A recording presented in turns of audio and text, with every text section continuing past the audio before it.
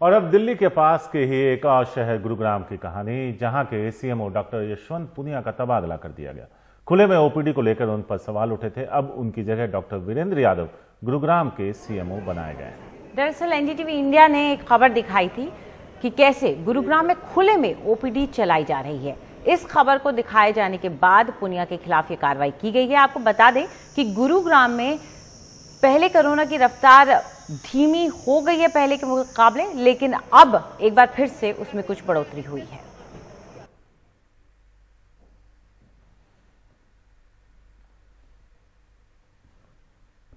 वहीं हालात ऐसे क्यों हैं? क्योंकि गुरुग्राम में 2300 से ज्यादा कोरोना के मरीज आ चुके हैं, लेकिन वहां पर कोई हेल्थ इंफ्रास्ट्रक्चर नहीं है, खासतौर पर सरकारी।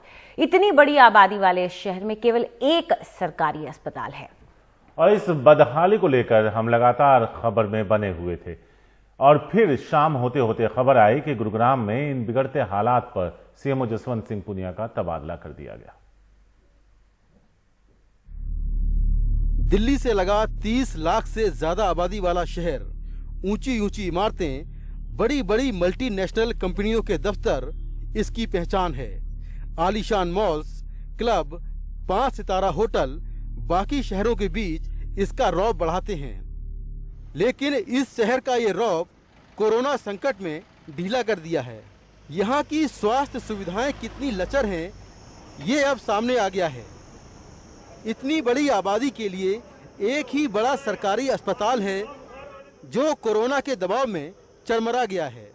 यहाँ पर एक हॉस्पिटल, सिर्फ एक हॉस्पिटल था पहले, वो हॉस्पिटल बंद हो चुका है। अब दूसरा एक हॉस्पिटल है गवर्नमेंट का, ईएसआई हॉस्पिटल। उसके बाद कोई भी फैसिलिटी नहीं है, ना वहाँ पर सफाई की फैसिलिटी है, ना वहाँ प्रॉपर डॉक्टर्स हैं, ना वहाँ प्रॉपर नर्सिज हैं। तो गुड़गांव में मैक्सिमम प्राइवेट हॉस्पिटल हैं। उन प्राइवेट हॉस्पिटल में मना कर दिया है कोई भी कोविड का पेशेंट नहीं लिया जाएगा।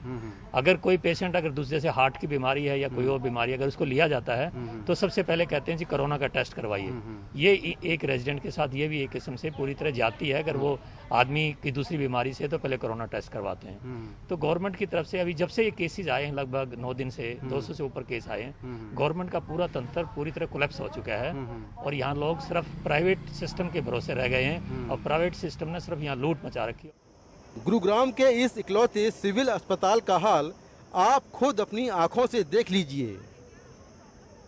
गर्मियों की तपती दोपहरी में यहाँ पेड़ों के नीचे इस तरह अलग अलग 6-7 ओपीडी चल रही हैं। यहाँ बाकी बीमारियों से ग्रस्त मरीज देखे जा रहे हैं। डॉक्टरों के मुताबिक अस्पताल में कोरोना के मरीजों के लिए 10 बेड हैं, लिहाजा वहाँ संक्रमण का खतरा है तो बाकी मरीजों को बाहर ही देखा जा रहा है। गुरुग्राम में अब तक 2500 से ज्यादा कोरोना पॉजिटिव केस सामने आए हैं। 1500 से ज्यादा कोरोना पॉजिटिव केस तो पिछले 9 दिन में ही सामने आए। 11 लोगों की अब तक कोरोना से मौत हो चुकी है। पूरे जिले में 140 बेड और 4 वेंटिलेटर की क्षमता वाला एक ही सरकारी अस्पताल है, जिसमें करीब 60 डॉक्टर और करीब 80 नर्सिंग स्टाफ और अन्य लोग हैं। यहाँ केंद्र सरकार का ईएसआईसी अस्पताल अब पूरी तरह कोविड अस्पताल बना दिया गया है। ईएसआईसी अस्पताल में भी 140 बेड हैं। इसी तरह मानेसर में भी 140 बेड की क्षमता वाला एक कोविड अस्पताल बना दिया गया है। इसके अलावा गुरुग्राम में करीब 250 प्राइवेट हॉस्पिटल हैं, जिनमें इलाज बहुत महंगा है। पूरे गुरुग्राम जिले में कोरोना के सैंपल लेने के लिए सिर्फ 17 सेंटर हैं। एक निजी कंपनी ने सैंपल लेने के लिए 5 कियोस्क दान किए हैं, लेकिन ये भी काफ़ी कम है। सैंपल की जांच के लिए इतना बड़ा गुरुग्राम पीजीआई रोहतक के भरोसे है। नतीजा ये है कि सैंपल की रिपोर्ट आने में काफ़ी समय लग रहा है।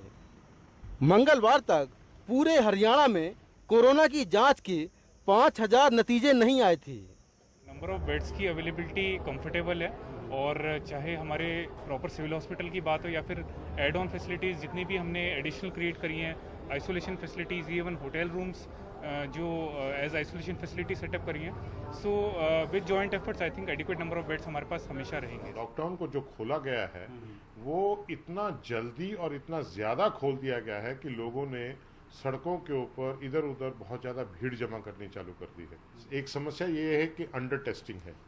देखिए, आईसीएमआर की गाइडलाइंस पहले कुछ थी, आज बदल गई हैं।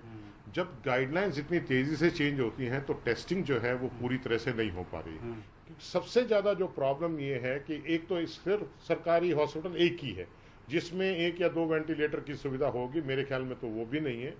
जो प्राइवेट हॉस्पिटल्स हैं, जो बड़े हॉस्पिटल्स हैं जैसे मेदांता, आर्टेमिस वगैरह, उनमें अच्छी वेंटिलेटर की सुविधाएं हैं, परंतु देखिए हर आदमी जाकर प्राइवेट के अंदर इलाज नहीं करा सकता। इलाज बहुत इसका इलाज काफी कॉस्टली है, लगभग 2.5 से 3 लाख रुपए तक का खर्चा आ जाता है।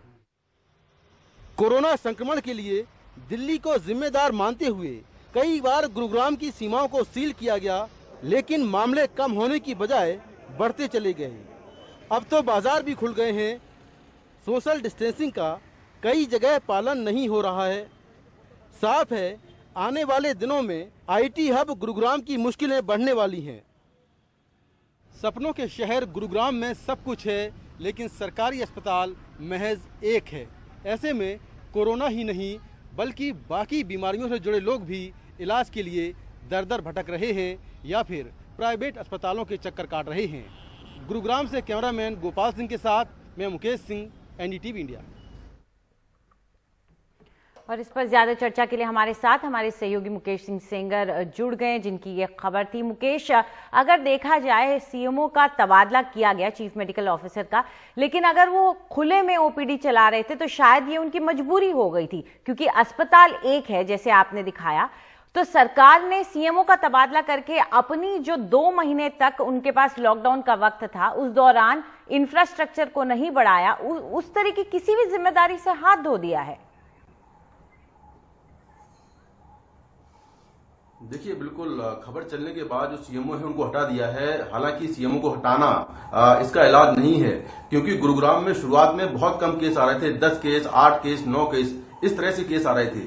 लेकिन पिछले 9 दिनों से वहां पर हर रोज 200 से ज्यादा केस आ रहे हैं, यानी कि अब जो संख्या है वो लगातार बढ़ती जा रही है।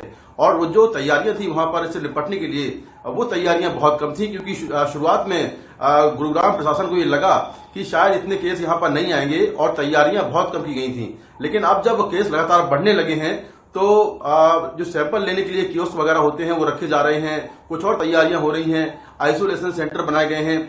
लेकिन सबसे बड़ी बात यह है कि पूरे शहर में जहां 30 लाख की आबादी है, एक बहुत बड़ा शहर है गुरुग्राम, वहां पर केवल एक गवर्नमेंट हॉस्पिटल है और उसमें केवल 60 डॉक्टर हैं, 80 नर्सें हैं और 30 लाख की आबादी का उनको इलाज करना है। बहुत सारे लोग कोरोना के पेशेंट भी आ रहे हैं और कोरोना के पेशेंट के अलावा जो बाकी पेशेंट्स हैं वो भी वहां पर आ रहे हैं।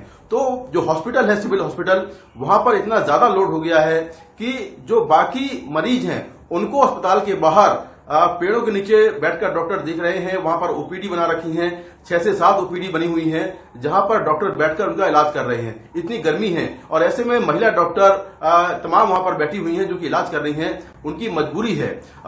लेकिन अगर मैं पूरे शहर की बात करूं तो शहर में करीब 250 प्राइवेट हॉस्पिटल हैं, जिसमें से करीब 20 हॉस्पिटल ऐसे हैं जहां पर करीब 200 बेड से ज्यादा की क्षमता है उनके पास। लेकिन वहां पर हर आदमी इलाज नहीं करा सकता, क्योंकि वहां पर काफी महंगा इलाज होता है। अगर आप टेस्ट कराने जाएं तो 5,000 रुपए का टेस्ट है, उसके बाद फिर अगर आपको एडमिट किया गया तो करीब 8 से 10 लाख का खर्चा आएगा।